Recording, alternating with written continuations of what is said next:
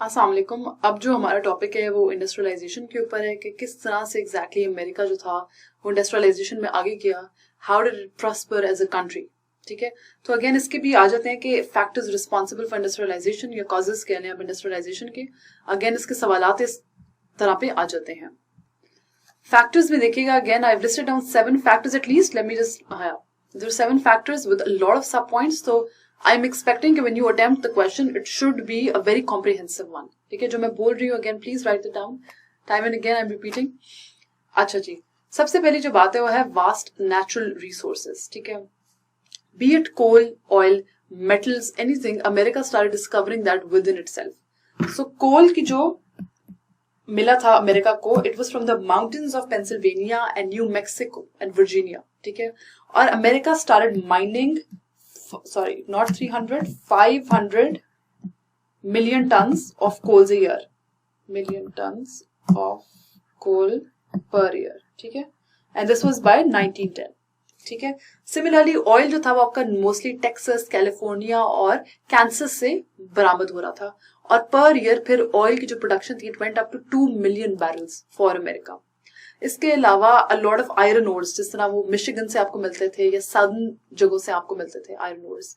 इसके अलावा copper was found in Arizona, Montana. So there were lot of natural resources जो आपको उस पॉइंट पे मिल रहे थे। That's period of industrialisation. फिर बहुत ज्यादा साइंटिफिक इन्वेंशंस थी। So for example telephone, Graham Bell invented telephone उस पॉइंट पे। एली व्हिटनी जो था वैल्केनाइज रबर। उसके अलावा sewing machine by Elias Howe. Let me write it down for you so you don't forget. Elias Howe. अच्छा, इन्होंने invent की sewing machine पे। एली व्हिटनी जो थी वो उन्होंने कॉटन जिन को किया प्रोड्यूस। इस कॉटन जिन के ऊपर हम लोग पहले भी बात कर रहे हैं। Robert Fulton and Robert Livingstone ने क्या इन्वेंट किया था? स्टीम बोट, जो कि अगेन मैंने पहले भी मेंशन किया था। इसके अलावा जो तीसरा पॉइंट है वो था transport system. So there was a very good and efficient transport system, be it canals, railroad, steam boat, everything was within an arm's length. Basically everything was so easy to commute. Every state was so easy to get to. जिसकी वजह से आपकी raw materials वगैरह भी transport हो जाते थे from one place to another, which again period of industrialisation. ठीक है, 1816 यूएस अराउंड 1865 यूएस के थे।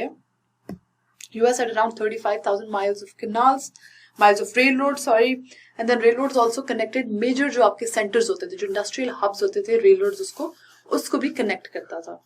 फिर जो इंडस्ट्रियलाइजेशन का एक और जो फैक्टर था वो पॉपुलेशन ग्रोथ था। लार्जर पॉपुलेशन जब होती थी तो आपको ज्यादा एक्सपोर्ट्स करने होते थे, ज्यादा इंपोर्ट्स करने होते थे। जब आपने ज्यादा एक्सपोर्ट्स करने हैं तो भी आपने प्रोडक्शन भी अपनी इंक्रीज करनी है, और जब आपने प्रोडक्शन इंक्रीज करनी है तो you need to have those raw materials, you need to ensure कि आपके पास सारी फैसिलिटीज हैं, आपको ट्रांसपोर्ट सिस्टम है एंड एवरीथिंग अगेन।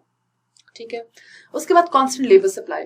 एक तो औरतें और children were available as a very cheap labour, ठीक है, आराम से। इसके अलावा there were poor people who were willing to work at very सस्ते रेट्स। और सबसे बड़ी जो बात है, इमिग्रेंट्स थे। इमिग्रेंट्स आते थे, उनको लेबर, क्योंकि इमिग्रेशन लॉज बहुत रिलैक्स्ड हो गए थे at the time when US wanted to be an industrialised entity, a very very huge entity when it comes to industrialisation. तो इमिग्रेंट्स बहुत ज्यादा आपके आने शुरू हो गए थे। अच्छा जी, फिर एक और जो था वो था कि absence of tariff barriers between states. तो स्टेट्स के बीच में कोई टैरिफ बैरियर्स नहीं थे। उससे होता ये था कि आराम से एक स्टेट से दूसरे स्टेट आपके रॉ मटेरियल्स चले जाते थे। आपकी इंडस्ट्रियलाइजेशन जो है वो बहुत ज्यादा स्पीड अप हो गई थी। क्यों? Because you didn't have to pay taxes between the states. ठीक है, फिर गवर्नमेंट सपोर्ट बहुत ज्यादा थी during the time of industrialisation. The first reason being कि आपके, अगेन जैसा मैंने पहले मेंशन किया, कि आपकी स्टेट्स के बीच में टैरिफ्स कोई नहीं थे। ठीक है, आपके टैक्सेस कोई नहीं थे। दूसरा ये था कि भाई सब्सिडीज बहुत थी जो कि इनकरेज करती थी सॉरी इन्फेंट इंडस्ट्रीज को। ठीक है, जो इंडस्ट्रीज अभी भी पैदा हो रही हैं, जो इंडस्ट्रीज अभी भी बड़ी हो रही हैं, टाइम लगा रही हैं स्टैब्लिश होने में, अपना नाम बनाने में, ठीक है, उनको हेल्प चाहिए। गवर्नमेंट पूरे तरीके से जाती थी, उसकी सपोर्ट करती थी। ठीक, government would always make sure that they are supporting a particular industry. ठीक है, through tariffs, through subsidies, through उनके माफ कर देते थे टैक्सेस उनके। तीसरा जो था, काफी ज्यादा लिबरल इमिग्रेशन लॉज थे। तो बहुत आउट स्मार्टली, मतलब काफी स्मार्ट हरकत थी ये on the part of government, that they had very relaxed immigration laws, कि जितने भी लोग इमिग्रेट करके आ रहे हैं वो इवेंचुअली इंडस्ट्रीज में ही काम कर रहे होते थे। तो फायदा अमेरिका को ही होता था, और ऊपर से वो बहुत ज्यादा on the face of it बहुत ज्यादा एहसान करके इमिग्रेशन लॉज भी अपने रिलैक्स कर देते थे। फिर जी कि फेडरल गवर्नमेंट पे करती थी 1/3 इन रेल रोड्स। अब रेल रोड कंस्ट्रक्शन बहुत इंपॉर्टेंट थी, ये समझ आ गई थी अमेरिकन गवर्नमेंट को। They knew that they had to support the entire industry when it comes to railroads. उनको पता था कि ये इंडस्ट्री जो है खुद से रेल रोड्स को नहीं कर सकेगी, हेल्प कर सकेगी या केटर कर सकेगी, बना सकेगी। So factories industries needed the government support. तो गवर्नमेंट करती क्या थी कि वो 1/3 जो कॉस्ट होती थी वो खुद बेयर करती थी रेल रोड कंस्ट्रक्शन की। This served as an incentive for different industries to do the railroad work. और रेल रोड से इवेंचुअली आपके मेजर हब्स, जो मेजर सिटीज और सेंटर्स कनेक्ट हो रहे थे, और अगेन आपकी इंडस्ट्रीज को ही फायदा हो रहा था।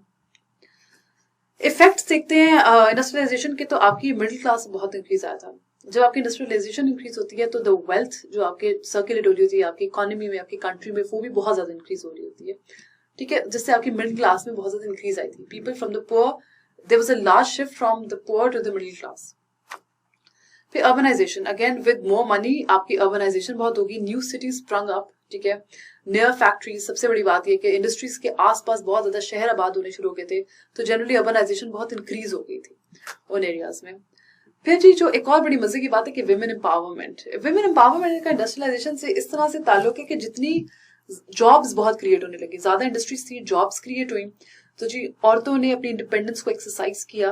ठीक है, women became more economically independent. ठीक है ना, फैमिलीज आपकी स्मॉलर होने लगी, रिस्ट्रिक्ट होने लगी। पहले बहुत बच्चे होते थे, अब जरा कम बच्चे होते थे, and that eventually led to the voting rights that women asked for in the 20th century. फिर एक और जो था इफेक्ट, सोशल इफेक्ट इंडस्ट्रियलाइजेशन का था, वो बड़ी बड़ी जो बिग बिजनेस मोनोपोलीज थी बनना शुरू हो गई थी।